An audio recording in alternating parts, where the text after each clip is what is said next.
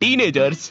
नहीं नहीं नहीं, ये वीडियो ऐसे स्टार्ट नहीं होगी। मुझे 9th क्लास में ही समझ में आ गया था कि मेरा मैथ्स में कुछ नहीं हो सकता। ओए सर, पागल हो गए हो क्या? मैथ्स में एबीसीडी कहाँ से आया? नहीं, मैं केस कर दूंगा आप पे। मेरा वकील किधर है? आयु बेटे, चुपचाप अपनी जगह पे बैठ जाओ, तुम्हारा कोई वकील नहीं है। अच्छा, 2 मिनट रुको, अभी बुलाता हूँ।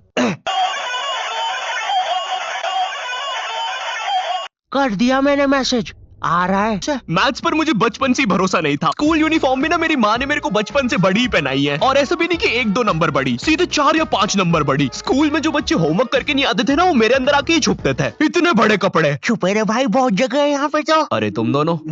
आप कौन हो? अरे मैं पापे हूँ। पापे? अब तू तो 4 दिन से लापता है ना, हमने बाहर तेरे पोस्टर्स देखे। 4 दिन? मुझे तो यहाँ पे 40 साल बीत चुके हैं। देखो, इसकी यूनिफॉर्म के अंदर टाइम बहुत तेज चलता है। बाहर भले ही 4 दिन ही हुए होंगे, लेकिन यहाँ मैंने 40 साल जी लिए हैं। मैं जब अंदर आया था, मैं भी तुम्हारे बराबर का ही था। माँ को देखे आज 40 साल हो चुके हैं। पापे, 4 दिन से गायब है मेरा बच्चा, कुछ खाया होगा कि नहीं? मुझे याद है, मैं बचपन में वो चौड़ा सा हुक वाला बस्ता लेके स्कूल जाता था, जो साला आते जाते गेटों में फंस जाता था। लेकिन इस बस्ते में एक बेस्ट बात तो थी यार, ये जो आइट साइड से एरोप्लेन के पंखे निकले हैं ना, ये इतना कूल डिजाइन पता है क्यों बनाया था? बच्चों के उड़ने के लिए। अब मुझे पता है तुम मेरे पे यकीन करोगे ही नहीं। रुको, चल कूद के बता। भाई पक्का नहीं, मुझे चुपचाप।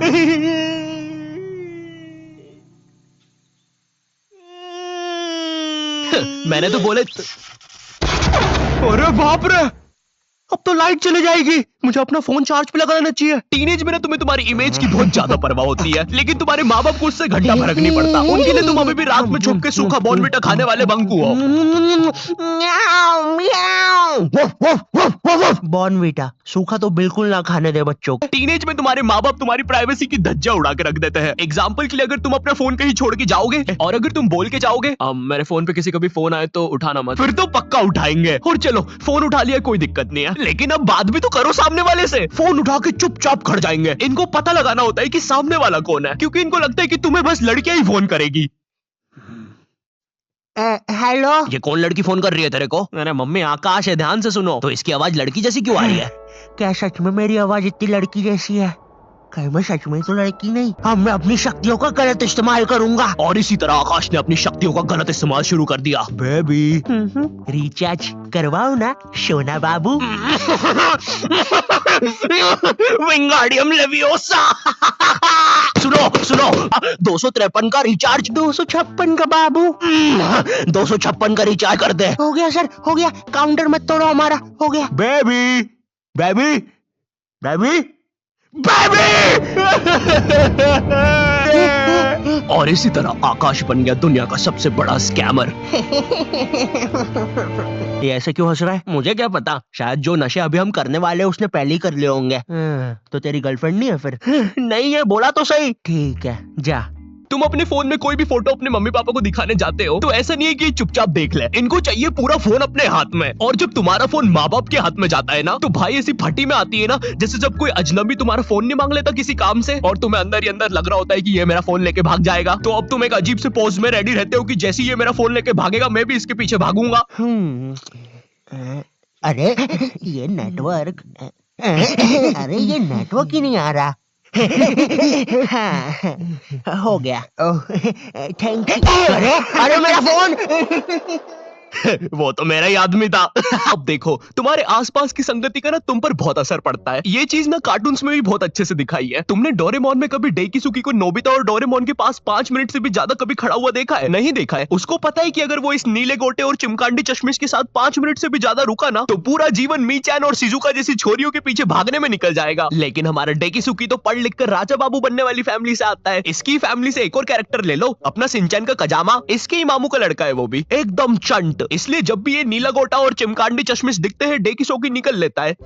हेलो शिजुका, क्या तुम मेरे साथ होमवर्क करना पसंद करोगी? क्यों नहीं डेकिसुकी? ओए शिजुका, क्या कर रही है? अरे नोबिता, मैं और डेकिसुकी अपना होमवर्क करने जा रहे थे। वैसे तो तेरी औकात के बाहर है, लेकिन क्या तुम भी हमारे साथ आओगे? रुको शिजुका, वो क्या है ना, मुझे मेरा बाप जो कि आज तक कभी शो में नहीं दिखाया है, उसका कुछ जरूरी काम आ गया है, तो मुझे जाना होगा। Bye bye. अरे ये तो चला गया। कोई बात नहीं शिजुका, हम लोग भी कबाड़े वाले की दुकान से ही आ रहे थे ये रॉड लेके। इससे मैं उस जियान की दूंगा। खुद को समझता क्या है साला? हाँ नोबिता, मारो जियान को। अबे ओ नीले गोटे, ज्यादा हिले मत वरना फेंक दूंगा। नोबिता, मैंने तुम्हें बोला ना ये मीचन नहीं कोई दूसरा बिल्ला है। चुप रहे यार डोरेमोन, सारी बिल्लियां एक ही होती है। और शिजुका, आओ चलो मेरे घर चलते हैं, हम लोग फ्यूचर में जाके अपना फ्यूचर बर्बाद होते हुए देखेंगे। अरे वाह नोबिता, उसमें तो बड़ा मजा आएगा। मैंने कुकीज भी बनाई है। क्या यार शिजुका, दिन भर कुकीज खाते रहती है, इतना मैदा खाएगी तो जियान की बहन जेको बन जाएगी। और मीचन जरा डोरेमोन का ध्यान रखना, वो गोदी में बैठने से ही मुंह देता है। नोबिता अब मैं ग्रुप स्टडीज करता था मेरे दोस्त बंटी के साथ। बंटी बहुत ही भंड बच्चा था पढ़ाई में, लेकिन बंटी ना उन बच्चों में से था जिनके पास कुछ स्पेशल पावर्स होती है। बंटी पास भी थी घूमी हुई चीजें ढूंढ निकालने की। क्लास में किसी की कटर या रबर घूम जाए, बंटी फर्श चाट के पता लगा लेता है कि कहां पर है चीजें। वो 5 वाली डॉम्स की रबर तो बंटी सूंघ कर ही बता देता था। तुम लोग को आम बात लग रही होगी कि रबर ढूंढने में कौन सी बड़ी बात है, लेकिन मेरे दोस्त क्या तुम्हें पता है, अगर क्लासरूम में तुम्हारी रबर एक बार डेस्क से नीचे गिरी ना तो वो इतने टप्पे खाएगी, वो इतने टप्पे खाएगी, वो 50,000 बार टप्पे खाती है और नाइजीरिया के किसी अनजान टापू पे चली जाती है। आम इंसान के बस की बात नहीं है क्लासरूम में रबर। ये हैप्पी शिनचैन म्यूजिक क्यों बज रहा है भाई यहाँ पे? इतनी अच्छी सुबह नहीं होती यहाँ पे। ये एडिटर किधर है? तेरे सेमड़े, तेरे को बोला ना उल्टे सीधे म्यूजिक मत लगाया कर वीडियो में, समझ नहीं आती? प्लीज कोई पुलिस को भेजो, ये मुझे मोमबत्ती के चटके लगाता है। एग्जाम के एक दिन पहले बंटी और मैं साथ में ही पढ़ रहे थे। हम दोनों बहुत टेंशन में थे। मैं इसलिए टेंशन में था क्योंकि ट्रिग्नोमेट्री में जितनी तेज चीजें बदल रही थी उतनी तेज तो मेरी जिंदगी में इंसान भी नहीं बदलते। हे दोस्त, क्या तुम मुझे वो कप दे सकते हो? हाँ क्यों नहीं, 1 मिनट, ये लो। Thank you. बदल गए। मैथ्स पर मुझे बचपन से ही भरोसा नहीं था। एक बार 5th क्लास में मैंने 9 का टेबल रटा था, 9 घंटे लगा के। अगले दिन स्कूल गया तो एक एबला बच्चा आके मुझे 9 का टेबल लिखने की ट्रिक बता रहा है। भाई 9 का टेबल कौन याद करता है यार, तू ऐसे लिख सकता है 9 8 7 6 5 4 3 2 1 1 2 3 4 5 6 7 8 9। माँ कसम बता रहा हूँ, उस टाइम वो बच्चा बस मुझे 9 का टेबल लिखने की ट्रिक बता रहा था, लेकिन न जाने क्यों उस टाइम वो मुझे मेरे 9 घंटे की मेहनत पे मूतता हुआ नजर आ रहा था। अरे 9 का टेबल कौन याद करता है, इससे तो 9 घंटे में स्टार उत्सव पे शाकरा का बूम बूम देख लेता है। और दूसरी तरफ बंटी है जो कि एग्जाम के दिन इस टेंशन में है कि उसको 5 रुपए की बूमर के साथ नरेश भैया ने हैप्पी हैप्पी स्टिकर्स नहीं दिए। क्या बात हो सकती है, नरेश भैया और मेरे तो संबंध भी अच्छे हैं। अरे ओ भंड इंसान, पढ़ाई कर ले वरना बाप मार मार के बूमर बना देगा। अबे उसमें मारने की क्या बात है, 2 मिनट रुक।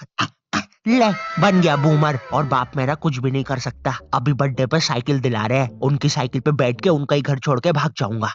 वैसे तुझे पता है, अगर तू ये नटराज का स्केल अपनी आंखों पे रखेगा तो तुझे एक अलग डायमेंशन दिखेगा। बस इसी चीज से मैं क्लासरूम की खुफिया जगह का पता लगाऊंगा, और जब पूरी क्लास लंच करने गई होगी तो मैं साक्षी को लेकर टाइम मशीन में बैठ के कहीं दूर भाग जाऊंगा।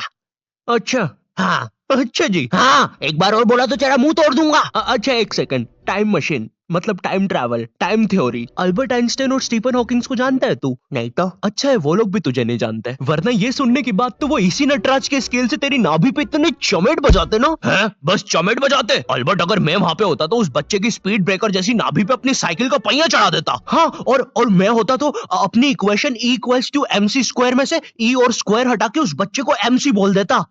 सच में अल्बर्ट, तुझे पता है ना मैं तेरे इन्हीं बकवास जोक्स की वजह से पैरालाइज हुआ था। तू मान क्यों नहीं लेता कि तू बहुत ही अनफनी है? अच्छा ठीक है अल्बर्ट, मेरा वो मतलब नहीं था। कम ऑन यार अल्बर्ट, तू हमेशा अल्बर्ट सांस नहीं आ रही भाई, उठा दे प्लीज। हेलो, आई होप तुम्हें वीडियो पसंद आया होगा, और अगर मुझसे और बात